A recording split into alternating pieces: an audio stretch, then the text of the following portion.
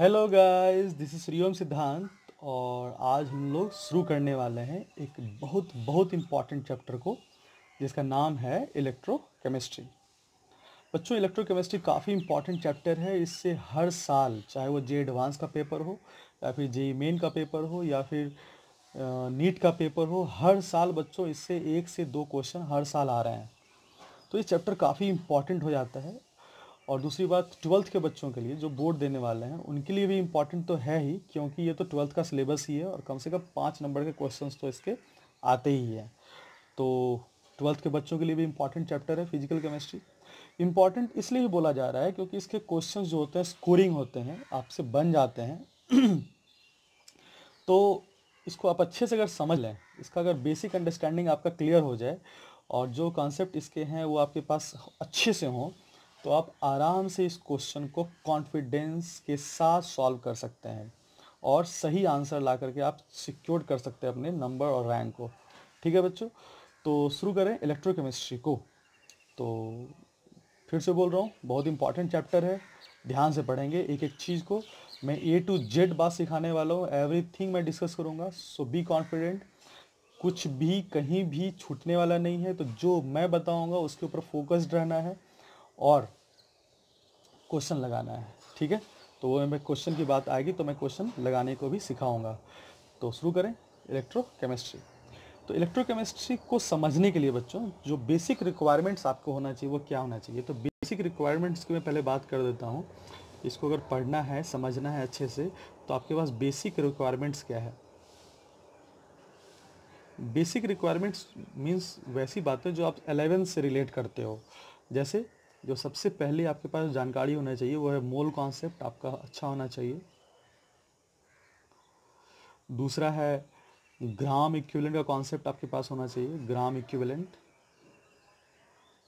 का कॉन्सेप्ट आपके पास होना चाहिए। तीसरी बात, आपके पास लॉग और anti log, log and anti log की जानकारी होनी चाहिए, का कैलकुलेशन आपको पता होना चाहिए। और चौथी बात हो जाती है रिडॉक्स रिएक्शन। रिडॉक्स रिएक्शन में ऑक्सीडाइजिंग एजेंट, रिड्यूसिंग एजेंट, फिर ऑक्सीडेशन नंबर कैलकुलेट करना, oxidation half cell, reduction half cell, इस तरह की जो जानकारी होती है, reduction half reaction, oxidation half reaction, ये सब सारी चीज़ें। तो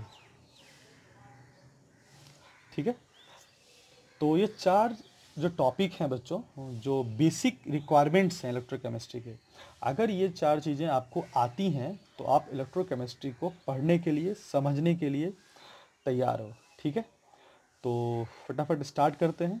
और आज जो हम लोग मैं इंट्रोड्यूस करने वाला हूँ इस चैप्टर को, कि इलेक्ट्रोकेमिस्ट्री के क्या मायने हैं, ये क्या होता है, इसमें क्या पढ़ना पड़ता है हम लोगों को, और इसका क्या इंपॉर्टेंस है इलेक्ट्रोकेमिस्ट्री को पढ़ने का। तो ये 2 चीज़ों को आज मैं डिस्कस करूँगा। ठीक है, तो शुरू करें। तो सबसे पहले इलेक्ट्रोकेमिस्ट्री है क्या।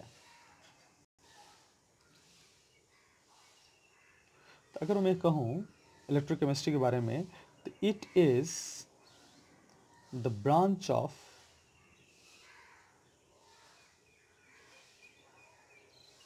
physical chemistry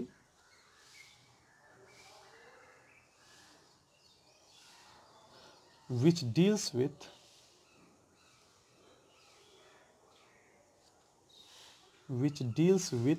the, पहली बात, interaction between the chemical energy and electrical energy. ठीक है, तो जो सबसे पहली बात जो हम लोग इसमें पढ़ते हैं बच्चों, किसमें इलेक्ट्रोकेमिस्ट्री में, वो क्या है, हम लोग पढ़ेंगे interaction between the chemical energy and electrical energy. ठीक है, तो इसका मतलब क्या हो रहा है, इसका मतलब हम लोग यहाँ पे ये स्टडी करने वाले हैं कि किस तरह से केमिकल एनर्जी जो है, किस तरह से केमिकल एनर्जी जो है वह इलेक्ट्रिकल एनर्जी में कन्वर्ट हो जाती है।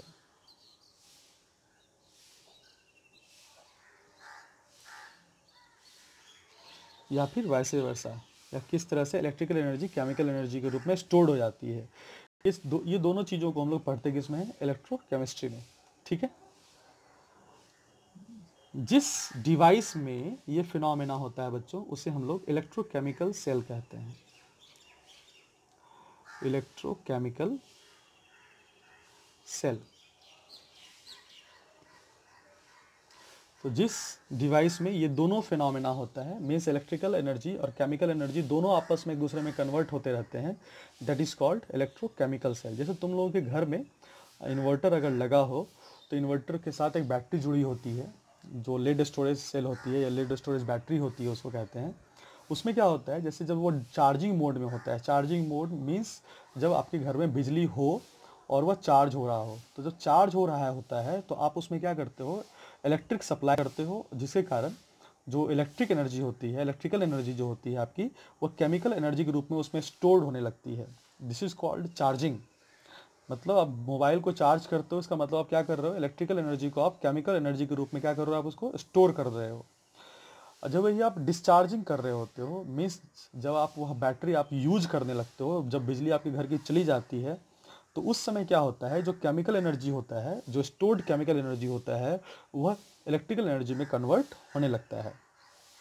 तो जो आपका जो बैटरी है, घर का जो बैटरी है, वो एक तरह का इलेक्ट्रोकेमिकल सेल है, क्योंकि वह जब चार्जिंग मोड में होता है, यानी कि जब बिजली रहती है तो इलेक्ट्रिकल एनर्जी केमिकल एनर्जी में कन्वर्ट हो जाता है, और जब बिजली चली जाती है तो केमिकल एनर्जी ऑटोमेटिकली यानी कि स्पॉन्टेनियसली किस में कन्वर्ट होने लगता है, इलेक्ट्रिकल एनर्जी में, और आपको बिजली सप्लाई होने लगता है। ठीक है। तो उस तरह के डिवाइस को हम लोग क्या कह देते हैं, इलेक्ट्रोकेमिकल सेल। यानी कि इलेक्ट्रोकेमिकल सेल में दो एस्पेक्ट्स हैं, पहला केमिकल एनर्जी इलेक्ट्रिकल एनर्जी में जाएगा, और दूसरा एस्पेक्ट्स है इलेक्ट्रिकल एनर्जी और जो है वो केमिकल एनर्जी में कन्वर्ट हो जाएगा। और दूसरी जो मेन बात हम लोग जो इसमें डील करते हैं बच्चों, दूसरी बात जो कि इलेक्ट्रोकेमिस्ट्री में लोग जो पढ़ते हैं, that is called ease of the current flow. Ease of the current flow through the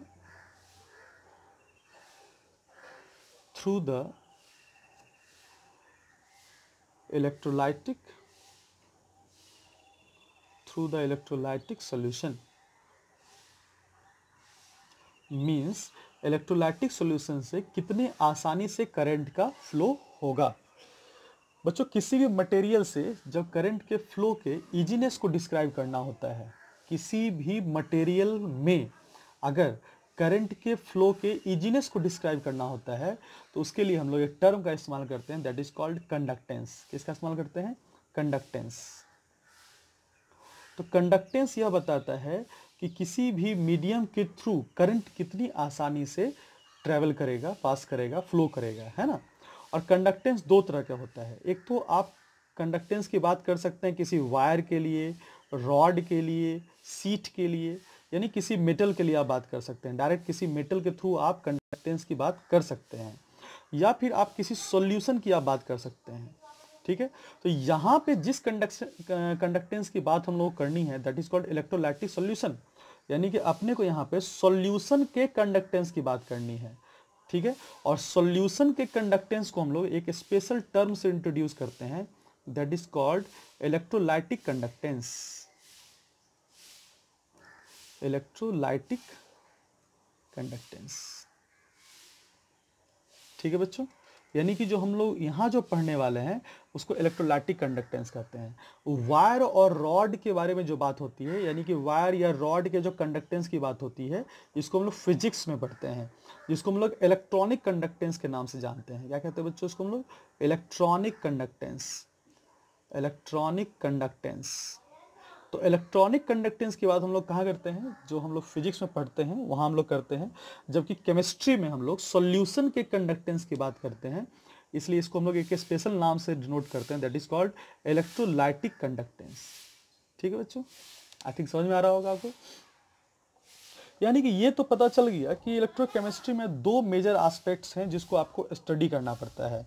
एक तो आपको स्टडी करना है केमिकल एनर्जी और इलेक्ट्रिकल एनर्जी के बीच के इंट्रैक्शंस को, जिसको हम लोग इलेक्ट्रोकेमिकल सेल में स्टडी करते हैं, और दूसरा पढ़ते हैं हम लोग ease of the current flow through the electrolytic solution, जिसको हम लोग इलेक्ट्रोलाइटिक कंडक्टेंस में पढ़ेंगे।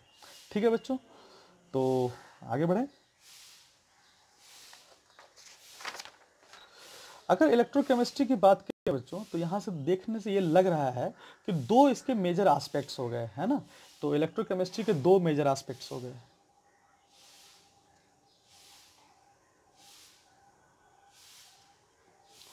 तो इलेक्ट्रोकेमिस्ट्री के बच्चों दो मेजर एस्पेक्ट्स हो गए, यहाँ से देखने से लग रहा है टू मेजर एस्पेक्ट्स। ठीक है बच्चों, ध्यान से सीखते चलेंगे जो मैं कह रहा हूं। ठीक है, तो इलेक्ट्रोकेमिस्ट्री के दो मेजर एस्पेक्ट्स हो गए। एक को तो हम लोग कह देते हैं इलेक्ट्रोकेमिकल सेल, जैसा कि मैंने पीछे भी कहा, इलेक्ट्रोकेमिकल सेल, और दूसरे को बच्चों हम लोग कह देते हैं इलेक्ट्रोलाइटिक कंडक्टेंस, इलेक्ट्रोलाइटिक कंडक्टेंस। तो इलेक्ट्रोलाइटिक कंडक्टेंस में तो कोई दिक्कत नहीं है, क्योंकि इसमें हम लोग सिंपली एक ही बात को डिस्कशन करते हैं, that is ease of the current flow through the electrolytic solution. लेकिन इलेक्ट्रोकेमिकल सेल में दो एस्पेक्ट है बच्चों, एक तो केमिकल एनर्जी का इलेक्ट्रिकल एनर्जी में कन्वर्ट होना, और दूसरा एस्पेक्ट है बच्चों केमिकल एनर्जी का इलेक्ट्रिकल एनर्जी में कन्वर्ट होना, वो तो एक है, और दूसरा है इलेक्ट्रिकल एनर्जी का केमिकल एनर्जी में कन्वर्ट होना। दोनों एस्पेक्ट हम लोग यहाँ पढ़ते हैं। तो इलेक्ट्रोकेमिकल सेल में दो तरह के एस्पेक्ट्स हो जाएंगे आपके। तो एक को हम लोग कह देते हैं, इसके टू एस्पेक्ट्स हो गए, एक को हम लोग कह देते हैं गैल्वेनिक सेल,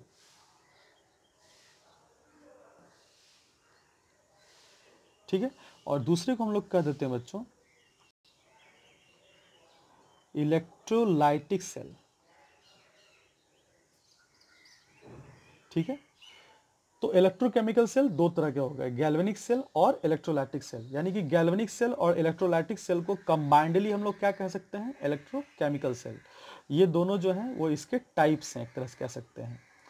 अब गैल्वेनिक सेल क्या है, इलेक्ट्रोलाइटिक सेल क्या है, और इलेक्ट्रोलाइटिक कंडक्टेंस क्या है, इसकी डिटेल चर्चा ही इलेक्ट्रोकेमिस्ट्री है। यानी कि इलेक्ट्रोकेमिस्ट्री में आपके पास तीन एस्पेक्ट्स हैं स्टडी के।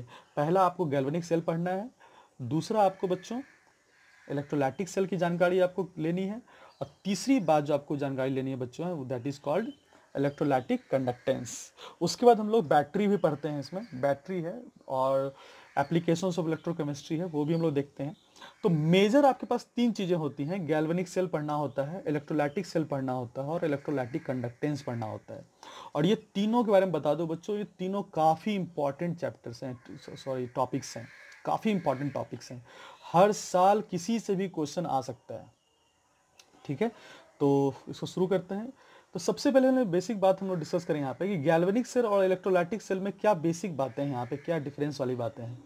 तो जैसा कि मैंने कहा था कि इलेक्ट्रोकेमिकल सेल में केमिकल एनर्जी इलेक्ट्रिकल एनर्जी में, और इलेक्ट्रिकल एनर्जी केमिकल एनर्जी दोनों में कन्वर्ट होती है। तो उसी तरह उसी बेसिस पे यहाँ पे दो कैटेगरी किया गया है। तो गैल्वेनिक सेल में क्या होता है बच्चों, जो केमिकल एनर्जी होता है, जो केमिकल एनर्जी होता है वो कन्वर्ट करता है इलेक्ट्रिकल एनर्जी में, जबकि इलेक्ट्रोलाइटिक सेल में क्या होता है बच्चों, जो इलेक्ट्रिकल एनर्जी होता है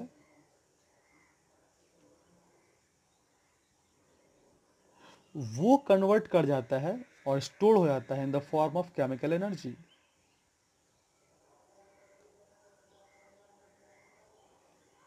ठीक है, तो इलेक्ट्रोकेमिकल सेल में यही तो दो एस्पेक्ट्स थे, और इसी दो एस्पेक्ट को हम लोगों ने अलग अलग पढ़ना है, किसमें, गैल्वेनिक सेल में और इलेक्ट्रोलाइटिक सेल में।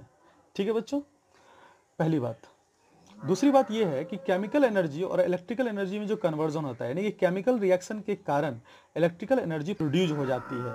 तो यह एक स्पॉन्टेनियस प्रोसेस होता है बच्चों। स्पॉन्टेनियस प्रोसेस वैसा प्रोसेस होता है जिसको होने के लिए किसी भी एक्सटर्नल एजेंट की रिक्वायरमेंट नहीं होती। यानी कि केमिकल एनर्जी को कन्वर्ट कराना है इलेक्ट्रिकल एनर्जी में, और किसी भी तरह का कोई भी एक्सटर्नल रिक्वायरमेंट अगर नहीं है, तो उसे हम लोग स्पॉन्टेनियस फिनोमेना कह देते हैं।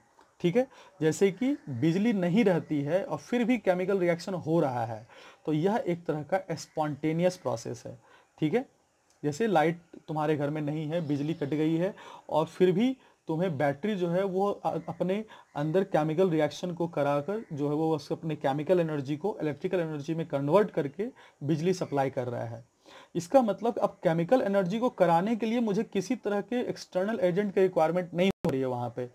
इसका मतलब यह जो प्रक्रिया है, केमिकल रिएक्शन वाली जो प्रक्रिया है, वो खुद ब खुद हो रही है। तो इसलिए हम लोग कह देते हैं ये जो फिनोमेना होता है, this phenomena is spontaneous. Spontaneous, ये स्पॉन्टेनियस फिनोमेना है।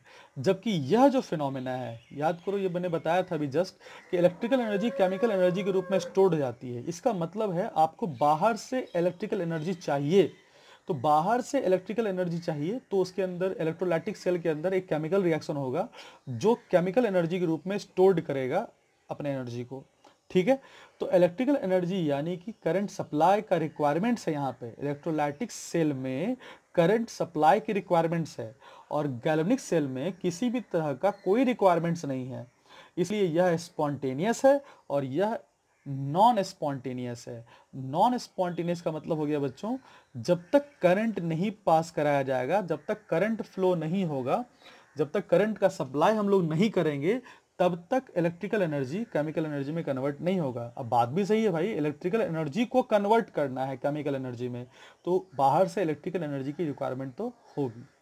ठीक है, तो एक्चुअली होता क्या है, यहाँ भी एक केमिकल रिएक्शन ही होता है और यहाँ भी एक केमिकल रिएक्शन ही होता है। यहाँ पे जो केमिकल रिएक्शन होता है वो ऑटो मोड में होता है और यहाँ पे जो केमिकल रिएक्शन होता है उसके लिए इलेक्ट्रिकल एनर्जी की रिक्वायरमेंट्स होती है। ठीक है बच्चों, जिसकी डिटेल चर्चा करेंगे। तो यहाँ के केमिकल रिएक्शन को होने के लिए इलेक्ट्रिसिटी चाहिए और यहाँ के केमिकल रिएक्शन को होने के लिए इलेक्ट्रिसिटी नहीं चाहिए। यहाँ पे इलेक्ट्रिकल एनर्जी चाहिए, सो नॉन स्पॉन्टेनियस। यहाँ पे नहीं चाहिए, सो स्पॉन्टेनियस। तो यहाँ पे नहीं चाहिए स्पॉन्टेनियस, यहाँ पे चाहिए तो नॉन स्पॉन्टेनियस। दूसरी बात ये है कि जब भी स्पॉन्टेनियस फिनोमेना होता है तो एक टर्म होता है गिब्स फ्री एनर्जी, तो उससे हम लोग रिप्रेजेंट कर देते हैं। और गिब्स फ्री एनर्जी यानी कि डेल जी की जो वैल्यू होगी वो नेगेटिव होगी, यानी कि लेस देन जीरो कह सकते हैं इसको हम लोग। यानी कि जो पहली बात है वो ये है कि ये स्पॉन्टेनियस हो गया। दूसरी बात हो रही है कि यह जो फिनोमेना होगा उसका जो डेल जी होगा वो नेगेटिव होगा, यानी कि लेस देन जीरो होगा। उसी तरह से हम लोग यहाँ देखें, यहाँ तो नॉन स्पॉन्टेनियस का सीन आ रहा है और नॉन स्पॉन्टेनियस का सीन आ रहा है, तो डेल जी की जो वैल्यू हो जाती है बच्चों यहाँ पे वो greater than zero, that is positive हो जाती है। ठीक है, यानी कि डेल जी यहाँ पे नेगेटिव होगा और डेल जी पॉजिटिव होगा। अब यहाँ से समझ में आ ही चुका होगा कि गैल्वेनिक सेल हम लोग क्या करते हैं, क्या पढ़ते हैं। तो गैल्वेनिक सेल क्या हो गया, तो गैल्वेनिक सेल में हम लोग क्या करेंगे, इलेक्ट्रिसिटी वह प्रोड्यूस करेगा। यानी गैल्वेनिक सेल क्या होता है, इलेक्ट्रिसिटी प्रोड्यूस करता है followed by the chemical reaction. तो इस बात को मैं लिख लेता हूं, यहाँ पे क्या हो रहा है, इलेक्ट्रिसिटी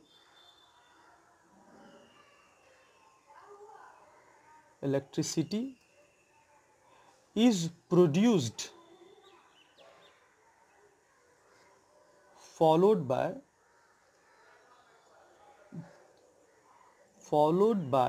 the chemical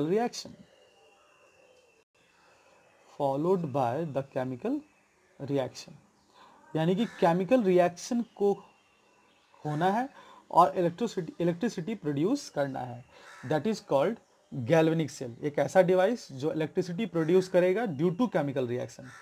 ठीक है, जैसे इसका एक एग्जाम्पल दें, इसका एक बहुत ही पॉपुलर एग्जाम्पल है और एक बहुत ही स्मार्ट साइंटिस्ट थे, बहुत ही तेज तर्रार साइंटिस्ट थे जिसका नाम है डेनियल था। तो उनके नाम पे एक सेल है डेनियल सेल। तो इसका एक एग्जाम्पल है डेनियल सेल। डेनियल क्यों स्मार्ट थे इसके बारे में बाद में बात करूंगा।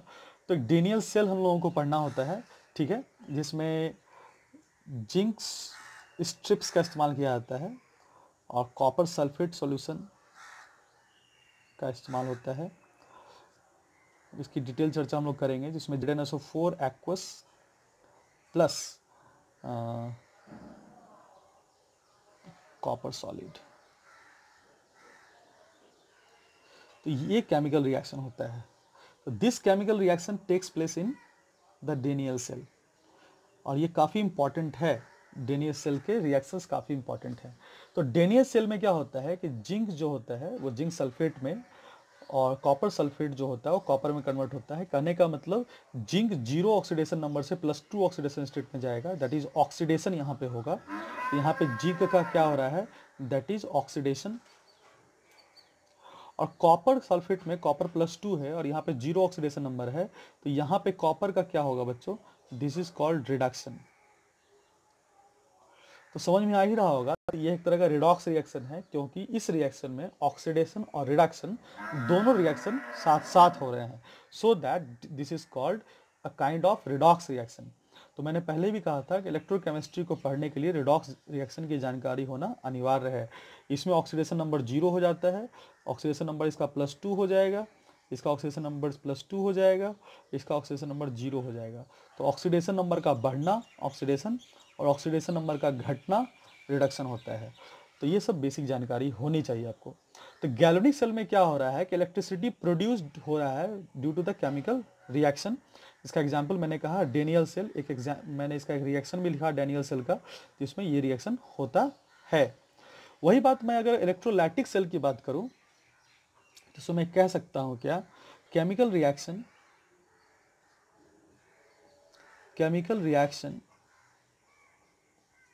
is proceeded due to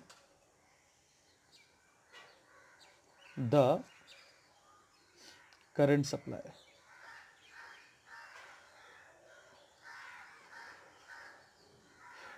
यहाँ पे जो बात हो रही है बच्चों, जस्ट यहाँ के उल्टी बात है, ऑपोजिट बात है। यहाँ पे इलेक्ट्रिसिटी पास करेंगे, इलेक्ट्रिसिटी प्रोड्यूस करेंगे, और जबकि यहाँ पे इलेक्ट्रिसिटी हम लोग पास करते हैं, करंट सप्लाई करते हैं। यहाँ केमिकल रिएक्शन होता है खुद ब खुद, और यहाँ पे केमिकल रिएक्शन को कराया जाता है due to the current supply. तो इसके रिवर्स ये बातें हो गई। एक एग्जाम्पल तुम्हें बता दूँ, तुम लोग इलेक्ट्रोलाइसिस पढ़े भी होगे जूनियर सेक्शन में। क्या, जैसे NaCl मोल्टन स्टेट में अगर ले लिया जाए, मोल्टेन मतलब पिघला हुआ फॉर्म, मिल्ट फॉर्म, और इससे अगर करंट हम लोग पास करें, ठीक है, मोल्टेन क्यों लेते हैं इसकी चर्चा हम लोग करेंगे इलेक्ट्रोलाइटिक सेल जब मैं पढ़ाऊंगा। तो NaCl के मोल्टेन स्टेट में ले लिया जाए और उसको करंट सप्लाई यहाँ पे कराया जाए, तो बच्चों आपको यहाँ पे सोडियम और क्लोरीन गैस का फॉर्मेशन होगा। तो ये जो रिएक्शन हो रहा है सोडियम क्लोराइड का सोडियम सॉलिड और Cl2 गैस को प्रोड्यूस करने वाला जो रिएक्शन हो रहा है, ये खुद ब खुद नहीं होने वाला है। इसको होने के लिए हमें करंट सप्लाई करना पड़ता है। So that this reaction is kind of electrolytic reaction, means यह इलेक्ट्रोलाइटिक सेल में ही यह रिएक्शन संभव हो सकता है। इलेक्ट्रोलाइटिक सेल एक ऐसा डिवाइस हो जाता है जिसमें हम लोग किसी भी इलेक्ट्रोलाइट को रख के उसका हम लोग क्या कर सकते हैं, इलेक्ट्रोलाइसिस। तो इसको हम लोग कह देते हैं इलेक्ट्रोलाइसिस। करंट सप्लाई के कारण जो ब्रेकिंग होता है, दिस इज कॉल्ड इलेक्ट्रोलाइसिस भी कह सकते हैं इसको हम लोग इलेक्ट्रोलाइसिस भी कहते हैं। ठीक है, तो इस तरह से हम लोग ने देखा कि जो हम लोग के जो मेजर 3 एस्पेक्ट्स हो गए इलेक्ट्रोकेमिस्ट्री के, एक हो गया गैल्वेनिक सेल, दूसरा हो गया इलेक्ट्रोलाइटिक सेल, और तीसरा हो गया इलेक्ट्रोलाइटिक कंडक्टेंस। गैल्वेनिक सेल में केमिकल एनर्जी कन्वर्ट करेगा इलेक्ट्रिकल एनर्जी में, इलेक्ट्रोलाइटिक सेल में इलेक्ट्रोलाइसिस होगा, मीन्स इलेक्ट्रिकल एनर्जी जो है वो केमिकल एनर्जी में कन्वर्ट हो जाएगा। और तीसरी बात जो होती है इलेक्ट्रोलाइटिक कंडक्टेंस, जिसमें हम लोग ईज ऑफ करंट फ्लो की बात करेंगे थ्रू द इलेक्ट्रोलाइटिक सॉल्यूशन। ठीक है, अब इसके बाद आती है बच्चों क्या, इंपॉर्टेंस की बात। आखिर इलेक्ट्रोकेमिस्ट्री क्यों इंपॉर्टेंस, और इस पे क्वेश्चन भी एक बार आए हुए थे, बोर्ड में क्वेश्चन भी था, इसलिए ये जो पॉइंट है वो काफी इंपॉर्टेंट बन जाता है। What is the importance of electrochemistry, importance of electrochemistry.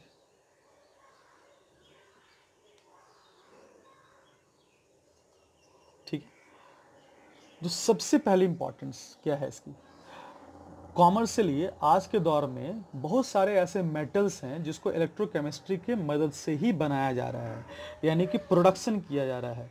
ठीक है, जैसे सोडियम, मैग्नीशियम, कैल्शियम, एल्युमिनियम, इस तरह के काफ़ी मेटल है बच्चों जिसको हम लोग इलेक्ट्रोकेमिकल मेथड से कॉमर्शियली प्रोड्यूस करते हैं। कॉमर्शियली प्रोड्यूस मतलब होता है कम लागत में हम लोग ज़्यादा से ज़्यादा प्रोडक्शन कर पाते हैं, यानी कि इन्वेस्टमेंट कम होता है इसमें। यानी कि जो पहला इंपॉर्टेंस क्या है हम लोग लिख सकते हैं क्या, many metals like sodium, potassium, calcium, aluminium etc are produced by electrochemical method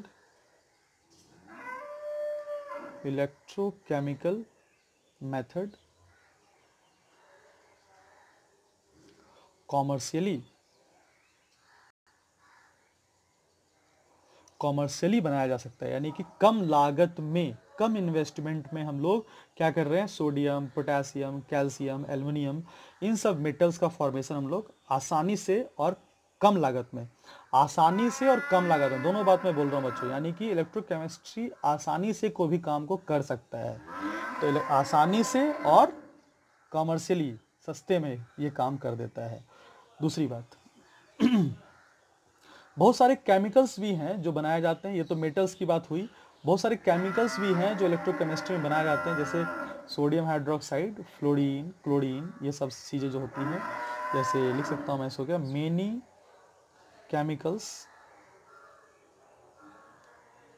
chemicals like sodium hydroxide, fluorine, chlorine etc can be produced commercially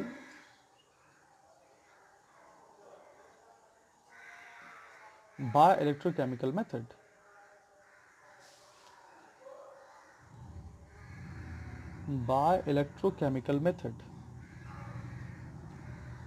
तो बहुत ऐसे केमिकल्स हैं, मैंने तो कुछ ही केमिकल्स लिखे हैं, बहुत ऐसे केमिकल्स हैं जिसको हम लोग कॉमर्शियली इलेक्ट्रोकेमिकल मेथड से बना सकते हैं, है ना, जैसे सोडियम हाइड्रोक्साइड, फ्लोरीन, क्लोरीन, इन सब केमिकल्स को हम लोग बना सकते हैं कम लागत में और जल्दी, है ना, बनाया जा सकता है।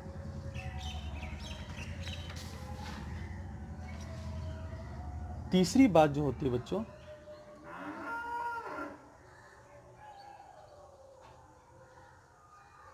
Batteries and fuel cells. Fuel cells क्या होता है और बैटरीज क्या होता है, ये हम लोग को पढ़ना है, मैं लास्ट में इसको पढ़ा दूंगा। बैटरीज और फ्यूल सेल ये हम लोग की टॉपिक भी है, तो जब मैं इलेक्ट्रोलाइटिक कंडक्टेंस खत्म करूंगा तो फिर मैं बैटरीज और फ्यूल सेल के बारे में बात करूंगा, ठीक है। तो बैटरीज और फ्यूल सेल जो होते हैं produce current followed by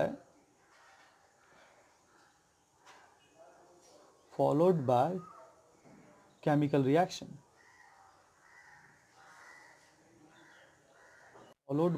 reaction, and are very useful for many instruments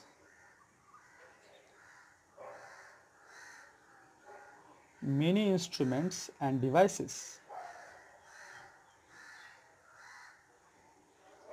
ठीक है। तो क्या कहा जा रहा है, जैसे बैटरीज और फ्यूल सेल, आज के दौर में बच्चों बहुत सारे ऐसे इंस्ट्रूमेंट्स हैं और डिवाइसेस हैं जिसमें हम लोग बैटरीज या फिर फ्यूल सेल का इस्तेमाल करते हैं। फ्यूल सेल तो काफ़ी कॉस्टली सेल है, इसका उपयोग हम फर्स्ट टाइम नासा द्वारा किया गया था अपोलो स्पेस प्रोग्राम में, ठीक है, उसके बारे में बाद में बात करूँगा। और बैटरीज तो हम लोग रियल लाइफ में काफ़ी जगह डेली प्रैक्टिस में देखते भी हैं, जैसे फ़ोन है, कैमरा है, वॉचेज़ होता है, आजकल तो जीपीएस लगाया जाता है गाड़ियों में, तो पोर्टेबल जीपीएस के रूप में, इसका डिवाइस के रूप में भी इसका इस्तेमाल करते हैं। यानी कि बैटरी का इस्तेमाल तो आज हमारे जीवन का समझ जाओ एक लाइफ लाइन कह सकते हो, हमारी पूरी लाइफ इस पे चलती है, बैटरीज पे। तो batteries is one of the very great advantages given by electrochemistry. तो इलेक्ट्रोकेमिस्ट्री मुझे जो सबसे बड़ी ताकत देता है वो बैटरी की ताकत देता है, ठीक है। तो बैटरी की जो ताकत होती है हमारे लाइफ को मिलती है किससे? इलेक्ट्रोकेमिस्ट्री की मदद से ही। अब बहुत ऐसे डिवाइसेस मेडिकल साइंस में तो और भी ज़्यादा इसका इस्तेमाल होता है। जैसे तुम लोग सुनते होगे हार्ट पेशेंट को लगाया जाता है पेस मेकर, लगाया जाता है पेस मेकर होता है। हियरिंग एड्स जो कान में लगाया जाता है, जिनको कान में से सुनने में दिक्कत होती है उनको लगाया जाता है। हेयरिंग एड्स की चीज़ें भी होती हैं, उसमें भी बैटरी का इस्तेमाल। तो बैटरी का इस्तेमाल बहुत सारे ऐसे मेडिकल इंस्ट्रूमेंट्स भी हैं बच्चों जो इस्तेमाल होते हैं ड्यूरिंग द सर्जरी, उसमें भी बैटरी ही इस्तेमाल की जाती है, यानी कि बैटरी के मदद से ही काम किया जाता है। तो आज के दौर में बैटरी जो है ये बहुत बड़ी खोज है और हम लोगों के लाइफ का एक अभिन्न हिस्सा है बैटरी, जिसका इस्तेमाल हम लोग कहाँ कर सकते हैं? फ़ोन है, कैमरा है, इसको हम लिखना चाहें तो लिख सकते हैं। इसका इस्तेमाल कहाँ कर सकते हैं? जैसे फ़ोन है, कैमरा है, पेस मेकर, मेडिकल साइंस में बात करें तो पेस मेकर होता है। हियरिंग एड्स जिनको सुनने में दिक्कत होती है उनके लिए एक इंस्ट्रूमेंट है। और वॉचेज़ है। तो ये सब जितने भी डिवाइसेस या फिर इंस्ट्रूमेंट्स हैं, जीपीएस है, आजकल तो पोर्टेबल जीपीएस आ रहा है बच्चों। पोर्टेबल जीपीएस में लिख देता हूँ क्योंकि उसमें इनबिल्ट बैटरी लगा होता है। पोर्टेबल जीपीएस है। तो इस तरह की जितनी भी चीज़ें होती हैं ना बच्चों, ये सारी चीज़ें जो होती हैं और इस तरह के और भी कई चीज़ें जो बैटरी से संचालित होती हैं, बैटरी के द्वारा चलती हैं। तो आज के दौर में it is one of the very great advantages of the electrochemistry. ठीक है। चौथी बात जो होती है वो क्या है? Electrochemical reactions,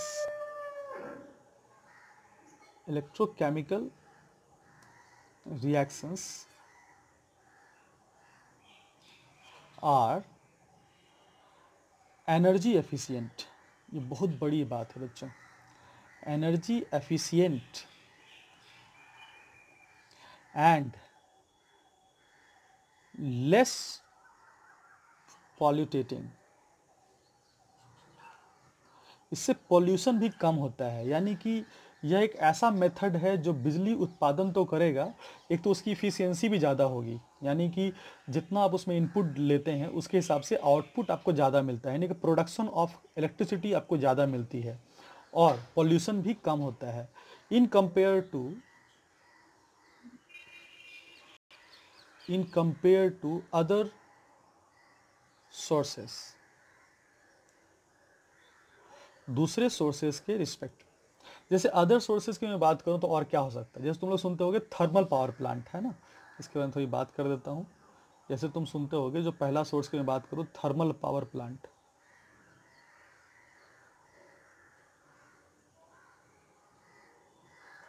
thermal power plant क्या होता है? जिसमें हम लोग किसी भी फॉसिल फ्यूल से, जैसे कोल या कोई भी ऑयल्स ले सकते हैं हम लोग, फॉसिल फ्यूल्स।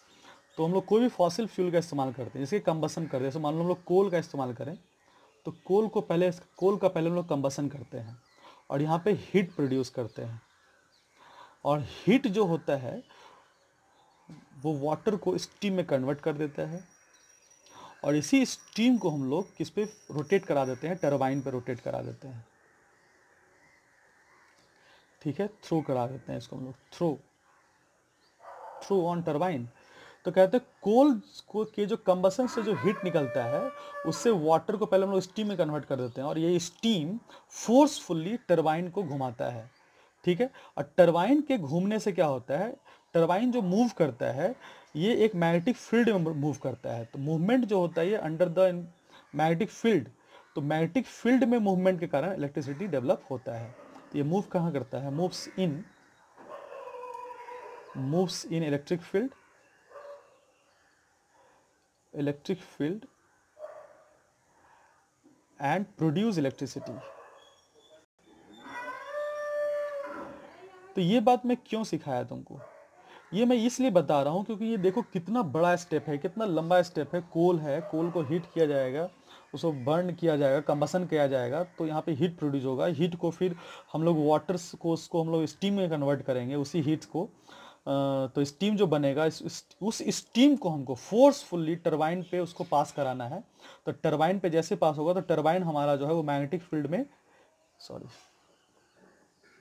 मैग्नेटिक फील्ड में घूमने लगेगा, तो टरबाइन जो है वह हमारा मैग्नेटिक फील्ड में रोटेट करने लगेगा, जिसके कारण इलेक्ट्रिसिटी क्या होती है, प्रोड्यूस होती है। ठीक है, तो ये मैं बताना चाहूँ, this is very huge process, very huge process. और इसका जो मेन डिसएडवांटेज क्या है कि जब आप कोल को बर्न करते हो या कोल को का कंबशन करते हो, तो यहाँ पे ग्रीन हाउस गैसेज भी निकलते हैं जो बहुत हार्मफुल है, जैसे कार्बन डाइऑक्साइड, ये ग्रीन हाउस गैसेज होती हैं जो कि हार्मफुल गैसेज हैं, यानी कि harmful harmful green house gases यहाँ से रिलीज करती हैं, लाइक CO2। ठीक है, तो ये जो है एक बहुत बड़ा डिसएडवांटेज है किसका, थर्मल पावर प्लांट का। थर्मल पावर प्लांट जो है सबसे ज़्यादा पॉल्यूशन करने वाला पावर प्लांट होता है, सबसे ज़्यादा पॉल्यूशन क्रिएट करता है। तो इससे तो हम लोगों को क्या हो, और इसकी प्रोसेस भी काफ़ी लंबी है। अगर इसके हिसाब से देखें तो अपना जो इलेक्ट्रोकेमिकल रिएक्शन है वो काफ़ी पोर्टेबल है, हर जगह कैरी ऑन हो सकता है, जहाँ चाहो वहाँ इलेक्ट्रिसिटी जनरेट कर सकते हैं।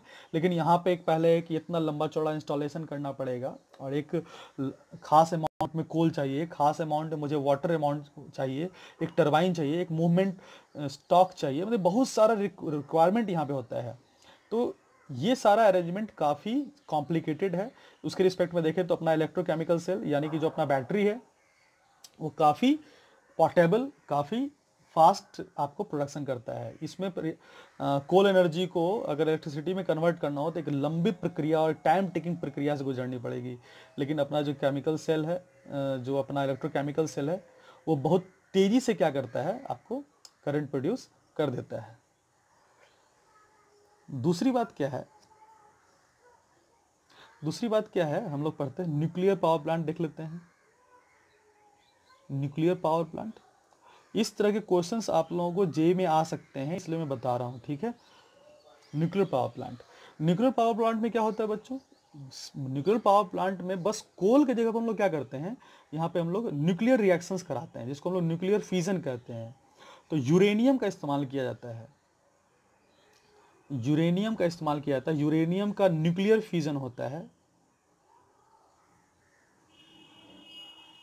यूरेनियम का न्यूक्लियर फ्यूजन होता है, और जिससे बहुत ही लार्ज अमाउंट में हीट प्रोड्यूस होता है, और फिर उसी हीट से स्टीम बना लेंगे, जैसा कि पीछे ऊपर किया था मैंने, और उसी से हम लोग उसी स्टीम को हम लोग किससे पास करा देंगे, टरबाइन के ऊपर रोटेट करा देंगे उसको, जिससे टरबाइन क्या होने लगेगा, रोटेट होने लगेगा इन द मैग्नेटिक फील्ड, और इलेक्ट्रिसिटी प्रोड्यूस करने लगेगा टरबाइन। तो इस तरह से देखा जाए, अगर देखा जाए तो इसमें जो टाइम टेकिंग है वो तो काफ़ी कम लगता है, काफ़ी फास्ट प्रोसेस होता है ये कंपैरेटिवली। लेकिन इसका जो इंस्टॉलेशन कॉस्ट है वो बहुत ज़्यादा है। एक दो न्यूक्लियर रिएक्टर जो काफ़ी काफ़ी काफ़ी महंगा होता है, उसको स्टेबल करना, उसको कंस्ट्रक्ट करना, क्योंकि उससे काफ़ी ज़्यादा चांसेस होते हैं रेडियो एक्टिव वेस्टेज के। तो यहाँ पे एक चांसेस है, थोड़ी भी गलती हुई तो यहाँ पे रेडियो एक्टिव वेस्ट आपके एटमॉस्फेयर में जा सकता है। रेडियो एक्टिव वेस्ट, कोई भी रेडिएशन भी अगर रिमूव कर जाता है तो ये भी हम लोगों के लिए काफ़ी डेंजरस हो सकता है, और कॉस्टली तो है ही, बहुत कॉस्टली है, इसका इंस्टॉलेशन काफ़ी कॉस्टली होता है। तो सब कुछ इसका अच्छा है, पोर्टेबिलिटी तो नहीं ही है। तो यहाँ पे एक चांसेस हो रहे हैं रेडियो एक्टिव वेस्ट का चांस है, अगर ये आता है तो ये एयर पोल्यूशन काउज करता है, ये भी एयर पोल्यूशन काउज करता है। Thermal power plant cause air pollution, और न्यूक्लियर पावर प्लांट भी एयर पोल्यूशन काउज करता है। इसका एयर पोल्यूशन काउज करने का तरीका ग्रीन हाउस गैसेज है, और इसके द्वारा जो एयर पोल्यूशन होता है that is due to the radioactive waste, है ना, डिफरेंट डिफरेंट रेडिएशंस जो हैं, जो रेडियो एक्टिव रेडिएशंस हैं वो हमारे एटमॉस्फेयर में आ जाते हैं, जो कि काफ़ी हार्मफुल होते हैं हमारे बॉडी के लिए। तो इसका जो अगर हम डिफेक्ट देखें तो इससे दो बातें हो रही हैं। तो पहला तो कॉस्टली, बहुत इंस्टॉलेशन से काफ़ी कॉस्टली है, और रेडियो एक्टिव वेस्ट इससे निकलते हैं। तीसरा जो सोर्स ऑफ एनर्जी जो हम लोग प्रोड्यूस करते हैं that is hydro power plant, hydro power plant. Hydro power plant में क्या करते हैं हम लोग, वाटर को हम लोग बहुत ही थोड़ा हाइट पे रख देते हैं, waters at height, high hill पे रख दो, मान लो हाई हिल पे रख दिए, और उस वाटर को हम लोग क्या करते हैं, वाटर को हाई हिल पे रखा जाता है तो इसमें पोटेंशियल एनर्जी स्टोर्ड हो जाती है। और इसी का जो पोटेंशियल एनर्जी जो होता है वो जब बहुत तेज़ी से पानी नीचे की ओर गिरता है तो इसका पोटेंशियल एनर्जी बहुत तेज़ी से क्या होता है, गिरने के कारण जो काइनेटिक एनर्जी बहुत ज़्यादा बन जाती है उसकी, और उसी वाटर को हम लोग डायरेक्ट टरबाइन पर रोटेट करा देते हैं, डायरेक्ट। यानी कि यहाँ पे स्टीम बनाने वाली कोई बात नहीं होती है, यहाँ पे डायरेक्ट वाटर का जो पोटेंशियल एनर्जी है वो डायरेक्ट काइनेटिक एनर्जी में, ह्यूज पोटेंशियल एनर्जी कन्वर्ट कर जाता है ह्यूज काइनेटिक एनर्जी में, और उस ह्यूज काइनेटिक एनर्जी की मदद से टरबाइन मूव करने लगता है इन द मैग्नेटिक फील्ड और इलेक्ट्रिसिटी प्रोड्यूस होने लगती है। तो यहाँ पे एक चीज बच रहा है, यहाँ पे क्या, पॉल्यूशन के चांसेस इसमें नहीं के बराबर हैं। थोड़ा वाटर पॉल्यूशन तो हो ही सकता है, और वाटर स्टोरेज का भी यहाँ पे एक प्रॉब्लम है कि एक हाइट पे वाटर स्टोरेज होना पड़ेगा, और टरबाइन की रिक्वायरमेंट होगी। टरबाइन की रिक्वायरमेंट तो आपको सब जगह हो रही है, ठीक है।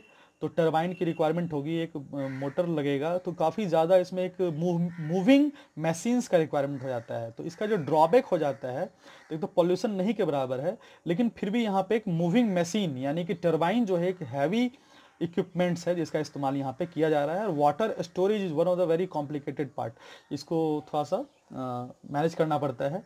तो पॉल्यूशन कम है इसका, तो इसके फ़ायदे हो गए कि लेस पॉल्यूशन नहीं के बराबर होगा इससे, बट फिर भी इसकी पोर्टेबिलिटी नहीं है।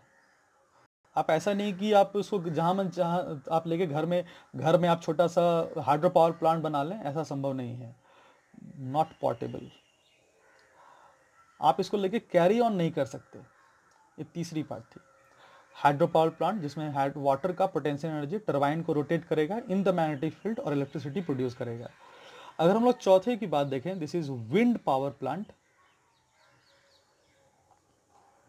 विंड पावर प्लांट, तो विंड पावर प्लांट क्या है, इसमें जो विंड होता है वो विंड कन्वर्ट कर जाता है। विंड क्या होता है, विंड का एक मूवमेंट होता है अपना, वो एक फ्लो होता है। तो वो अपने जो काइनेटिक एनर्जी होता है, जैसे जो हवा बहती है तो उसकी जो अपनी काइनेटिक एनर्जी होती है, इट्स काइनेटिक एनर्जी, यानी कि विंड का जो काइनेटिक एनर्जी होता है वो टरबाइन को रोटेट कर जाता है। It's kinetic energy rotate turbine.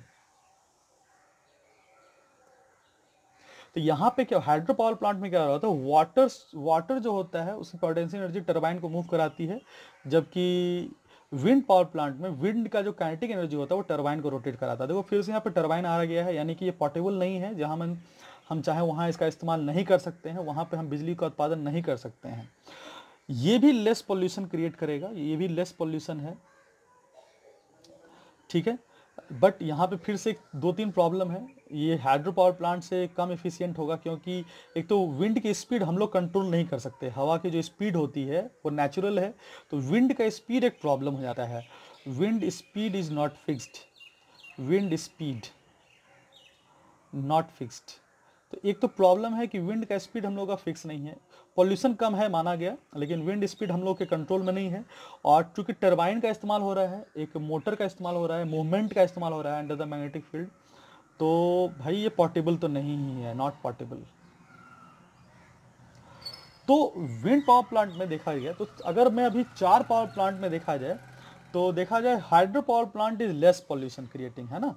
तो आजकल के दौर में है ना, इन्वायरमेंट काफ़ी इंपॉर्टेंट रोल प्ले करता है। इन्वायरमेंट का जो संरक्षण है, हमारा वातावरण का संरक्षण एक काफ़ी इंपॉर्टेंट रोल प्ले करता है। इसलिए मैं समझा रहा हूँ, और इससे क्वेश्चन जे मेन में आए हुए हैं, इसलिए उसको अच्छे से समझा जाए। तो 4 पावर प्लांट की बात मैंने कर दिया, एक तो thermal power plant, nuclear power plant, hydro power plant, wind power plant, ठीक है। अब मैं जो बता रहा हूँ दैट इज इलेक्ट्रोकेमिकल सेल, यानी कि ये 4 तरीके हो गए, 4 तरीके हो गए जिससे हम करंट प्रोड्यूस कर सकते हैं। और एक मैं 5वां बता रहा हूँ जो कि केमिस्ट्री का है, and that is electrochemical cell. Electrochemical cell 5वां। तो इलेक्ट्रोकेमिकल सेल को क्यों हम लोग इस्तेमाल करते हैं, क्यों आखिर इतना इलेक्ट्रोकेमिस्ट्री का बूम क्यों है, इलेक्ट्रोकेमिकल सेल का इंपॉर्टेंस आखिर हर से ज़्यादा क्यों है। तो सबसे पहली बात इलेक्ट्रोकेमिकल सेल की आती है, वो इसकी पोर्टेबिलिटी है, वेरी पोर्टेबल। इसको छोटे से छोटे वॉचेस में हम लोग क्रिएट कर लेते हैं, छोटे छोटे वॉचेस में इसको रख करके हम लोग कहीं भी घूम लेते हैं, है ना, घर में इस्तेमाल कर लेते हैं। तो काफ़ी पोर्टेबल है। इतना ज़्यादा पोर्टेबिलिटी किसी भी पावर प्लांट में संभव नहीं हो सकती, इतना पोर्टेबिलिटी है। इमेजिन से भी ज़्यादा आपका पोर्टेबिलिटी इसमें है। दूसरी बात, इसमें पॉल्यूशन क्रिएट नहीं होता है, अबाउट नो पॉल्यूशन, इसमें कोई भी पॉल्यूशन की बात नहीं है, अबाउट नो पॉल्यूशन। तीसरी बात, इसमें कोई भी मूविंग मोटर्स या फिर कुछ नहीं है, दैट इज नो टरबाइन, इसमें कोई टरबाइन नहीं है। इसलिए जब टरबाइन नहीं है तो कॉम्प्लेक्सिटी इसकी कम हो जाती है, यानी कि एक तरह से देखा जाए इसकी कॉम्प्लेक्सिटी भी कम है। और सबसे फास्ट इलेक्ट्रिसिटी प्रोड्यूस करता है, यानी कि कोई भी पावर प्लांट इलेक्ट्रोकेमिकल सेल से फास्ट इलेक्ट्रिसिटी प्रोड्यूस नहीं कर सकता है। Fastest to produce electricity, fastest to produce electricity, ठीक है। इससे किसी भी तरह की ग्रीन गैसेस नहीं निकलती है। ग्रीन गैस तो काफ़ी लोगों से, काफ़ी पावर प्लांट से निकल रहा था, बस एक थर्मल पावर प्लांट ही है जो ग्रीन गैस निकालता है, ठीक है, जो कि काफ़ी हजार्डियस है, काफ़ी हार्मफुल है। तो नो ग्रीन गैस, यहाँ पे ग्रीन गैस का भी कोई प्रॉब्लम नहीं है। इफ़िशियंसी तो इसकी हाई है ही, माने कम लागत में आप ज़्यादा इनपुट्स, कम इनपुट से ज़्यादा आउटपुट आपको मिल रहा है। इफ़िशियंसी इसकी ज़्यादा है, हाई एफिशिएंट है ही। तो इस तरह से देखें बच्चों, तो इलेक्ट्रोकेमिकल सेल जो है, जितने भी सोर्सेज हैं इलेक्ट्रिसिटी को प्रोड्यूस करने के, उन सभी सोर्सेज में जो इलेक्ट्रोकेमिकल सेल है वो काफ़ी इंपॉर्टेंट है, काफ़ी इंपॉर्टेंट। इसीलिए इलेक्ट्रोकेमिस्ट्री आज के दौर का सबसे एडवांस और सबसे इम्पॉर्टेंट ब्रांच है केमिस्ट्री का, जिसमें काफ़ी रिसर्चेज होते जा रहे हैं, ठीक है। और लास्ट में एक बात और मैं बता दूं, जो हमारी बॉडी होती है, ह्यूमन बॉडी या जो लिविंग ऑर्गेनिज्म होता है, इसमें जो सिग्नल्स जाते हैं, जो भी आपको सेंस जो होता है, वो सारे सेंस भी एक इलेक्ट्रोकेमिकल सिग्नल्स के रूप में पाया जाता है, ठीक है। ये सब छोटे छोटे क्वेश्चन हैं बच्चों, लेकिन जेई के लिए काफ़ी इंपॉर्टेंट है। ह्यूमन बॉडी या फिर इसको लिविंग ऑर्गेनिज्म कहें, living organism is an electrochemical device, या मशीन कह दो, डिवाइस तो नहीं कहेंगे, इलेक्ट्रोकेमिकल मशीन। तो हमारा जो बॉडी है बच्चों ना, वो भी एक तरह का इलेक्ट्रोकेमिकल मशीन है। क्यों? क्योंकि एंड प्रोड्यूसेस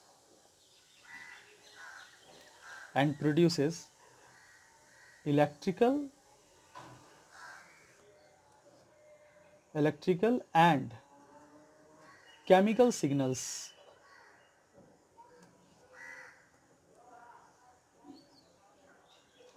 ठीक है। इलेक्ट्रिकल और केमिकल सिग्नल प्रोड्यूस करता है, जिसको हम लोग एक साथ बोल सकते हैं इलेक्ट्रोकेमिकल सिग्नल्स, इलेक्ट्रोकेमिकल सिग्नल्स,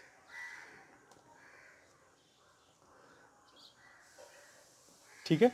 तो इलेक्ट्रोकेमिकल सिग्नल्स यानी कि जो इलेक्ट्रिसिटी है, यानी कि इलेक्ट्रिसिटी और केमिस्ट्री, यानी कि इलेक्ट्रिकल और केमिकल दोनों सिग्नल्स जो हमारे बॉडी में मूव कर रहे होते हैं। तो अगेन इलेक्ट्रोकेमिस्ट्री का जो हम लोगों का जो है वो इस्तेमाल हम लोगों के बॉडी के लिए भी है, यानी कि मेडिकल साइंस में भी इलेक्ट्रोकेमिस्ट्री एक बहुत बड़ा स्कोप रखता है बच्चों। तो ये बातें क्या समझाई जा रही हैं कि मेडिकल साइंस में भी इलेक्ट्रोकेमिस्ट्री का एक बहुत बड़ा स्कोप है इन फ्यूचर, और बढ़ता ही जाएगा। जैसे ब्रेन की बात करें, ब्रेन से लेकर किसी एक सेल से किसी दूसरे सेल तक की बात करें, तो जो भी यहाँ पे मूवमेंट होता है ना बच्चों, ब्रेन से सेल की ओर या सेल से ब्रेन की ओर, किसी एक सेल का किसी दूसरे सेल में, ठीक है, इस तरह का जो भी मूवमेंट होता है, brain to cell, cell to cell, cell to brain, कुछ भी कुछ भी जो भी सिग्नल्स मूव करते हैं, वो जो सिग्नल्स होता है वो इलेक्ट्रोकेमिकल सिग्नल्स ही होते हैं बच्चों, ठीक है। इलेक्ट्रोकेमिकल सिग्नल्स, तो इलेक्ट्रोकेमिकल सिग्नल्स के रूप में ही हम लोगों के जो ब्रेन होते हैं वो सेल से इंफॉर्मेशन लेते हैं, या सेल को हमारा ब्रेन इंफॉर्मेशन देता है, या सेल टू सेल का भी जो इंफॉर्मेशन एक्सचेंज होता है that is by electrochemical signals. तो यहाँ पे ये बताना मैं चाहा कि इलेक्ट्रोकेमिस्ट्री का जो स्कोप है वो मेडिकल साइंसेज में भी काफ़ी ज़्यादा है, और हमारे आज के दौर में जो हमारी छोटी छोटी आवश्यकताओं से लेकर के जो बड़ी बड़ी आवश्यकताओं तक में जो डिवाइसेज इस्तेमाल हो रहे हैं जिसको कहते हैं बैटरी, स्पेस प्रोग्राम से लेकर के डोमेस्टिक यूजेस तक, घर से लेकर स्पेस के प्रोग्राम तक पूरे जगह इलेक्ट्रोकेमिस्ट्री का इस्तेमाल होता है। इंडस्ट्रियल यूजेस है, केमिकल्स बनते हैं, बहुत सारे एफिशिएंटली केमिकल्स बन जाते हैं, बहुत सारे मेटल्स का फॉर्मेशन हो जाता है हम लोग। तो it is one of the very huge branch and very large scope branch, ठीक है, जिसका स्कोप बहुत ही ज़्यादा है। तो आज हम लोगों ने देखा बच्चों इलेक्ट्रोकेमिस्ट्री का इंट्रोडक्शन। आई थिंक आपको इलेक्ट्रोकेमिस्ट्री में समझ में आ चुका होगा कि इन दिस चैप्टर हम लोग आगे क्या क्या पढ़ने वाले हैं। तो 3 चीज़ें हम लोग पढ़ेंगे, गैल्वेनिक सेल, इलेक्ट्रोलाइटिक सेल और इलेक्ट्रोलाइटिक कंडक्टेंस। तो इन द नेक्स्ट क्लास हम लोग फिर से मिलेंगे गैल्वेनिक सेल के साथ। तब तक के लिए धन्यवाद।